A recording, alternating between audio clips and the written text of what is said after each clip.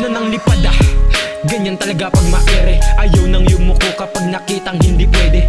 Iiwanan ka ng karamay mo nun sa lente. Mga peste, parang galawang putapete. Di na bale, hindi nyo naman ako maaangasan. Ako pumapalag kahit saan pang balagbagan. Huwag nyo kong igaya sa ibang napaglipasan. Dahil nagsipaglakihan yung tutukan ng bundunan. Buhat mangkuan, bakit di nyo ko subukan? Nang matigilan na ang inyong kalokohan. Di naman ako si Wangod pero napakasarap yung batukan. Tutumal, minamama nyo pa yung mas magulang. Tumag, kakaumay, ni di malang humusay.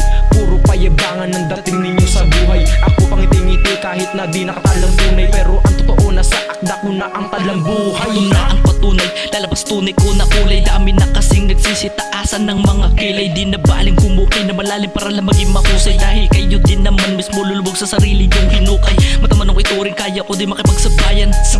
Para sa akin basic lang ganitong galawan.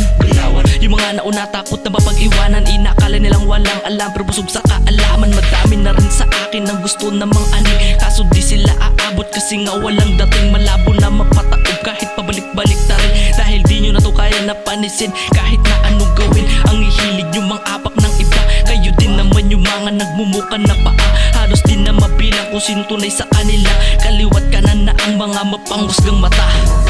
Na tila nakatutok sa kanan at kaliwa. Hindi makayuko sa sarili mga paa. Gusto niyo palagi siya yung tinitingala.